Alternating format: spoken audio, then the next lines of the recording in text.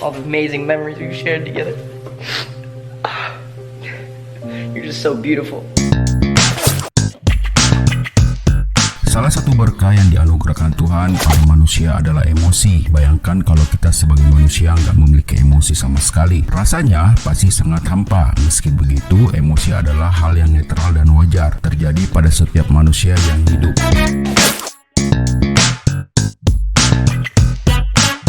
Pentingnya self-care saat terlalu lama berada di rumah aja. Yuk cintai diri dengan cara ini.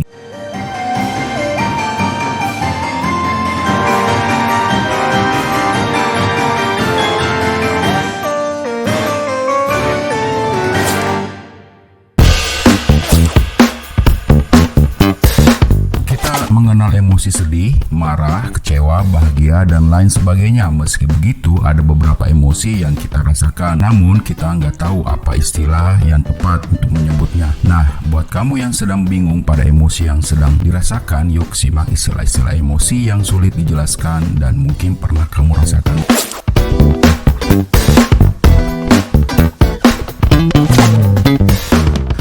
Istilah emosi yang sulit dijelaskan. Pernahkah kamu rasakan? Yuk kita ikuti pembahasan berikut ini. 1. Kalian pasti pernah membuat sejenis percakapan dalam pemikiran sendiri. Hal tersebut dinamakan jouska. 2. Saat kamu tiba-tiba merasa sedih dan nggak tahu sebab dan sumbernya, maka hal tersebut adalah emosi yang disebut ellipsin. 3. Kenopsia adalah rasa kesepian yang datang saat melihat tempat yang biasanya ramai namun sekarang ditinggalkan. 4. Biasanya saat kamu bertemu kembali setelah sekian lama dengan seorang teman yang sudah kenal lama, kamu pasti merasa asing dan gak nyaman. Emosi tersebut dinamakan andronitis. 5.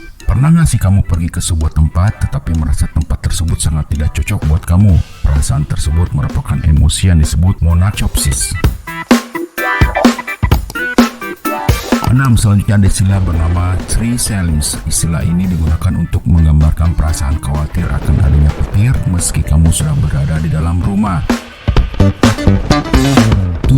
Opia adalah perasaan ambigu ketika kamu melihat mata seseorang. 8. Sementara itu, sebuah emosi dalam diri yang menginginkan terserang bencana atau keadaan berbahaya dan selamat dari keadaan tersebut. Emosi tersebut bernama lachesing.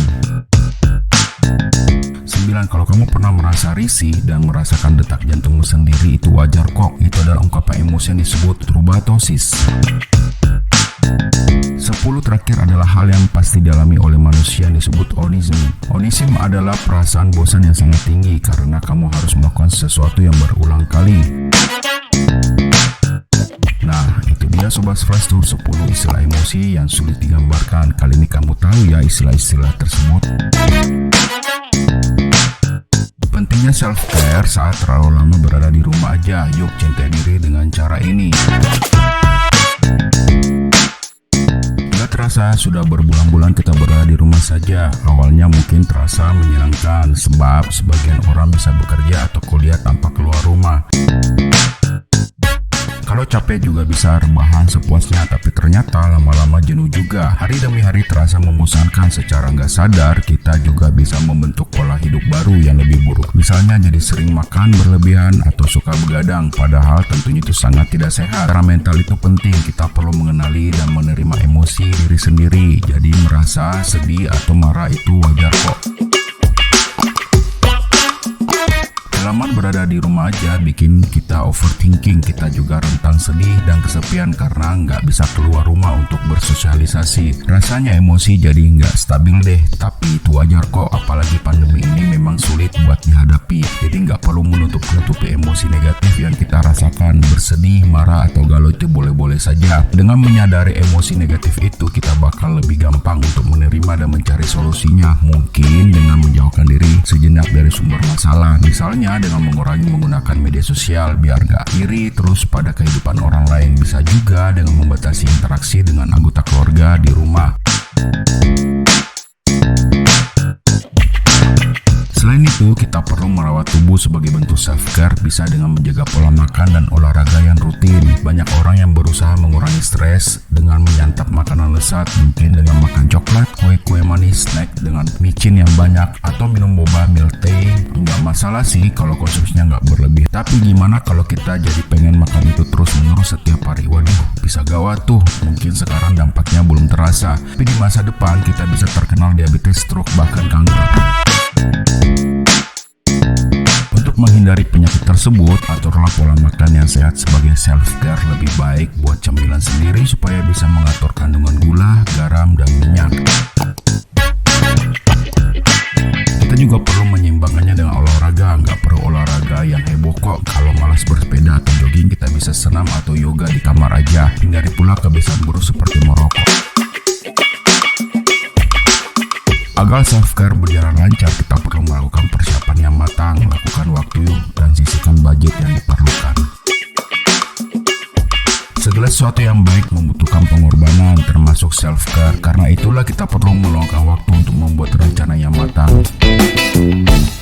Tulislah kapan mau mulai olahraga, apa makanan sehat yang mau dimasak sendiri, dan apa kebiasaan buruk yang mau dirubah. Kita juga siap menyediakan waktu dan tenaga yang cukup agar self-care berjalan lancar. Yang gak kalah penting adalah menyediakan budget, misalkan untuk membeli bahan makanan sehat. Perlahan-lahan self-care yang kita lakukan bakal menampakkan hasilnya. Kita bisa merubah jadi orang yang lebih sehat secara mental maupun fisik. Kebahagiaan dan kualitas hidup juga meningkat. Jadi tunggu apa lagi? Yuk lakukan self-care mulai dari cara yang paling mudah. Demikian Sobat Fresh untuk topik kedua yang sudah dibahas. Semoga beberapa hal yang kami sampaikan dapat bermanfaat bagi kalian semua. Jangan lupa subscribe bagi yang belum, dan like-nya silakan di share dan komen ya. Terima kasih.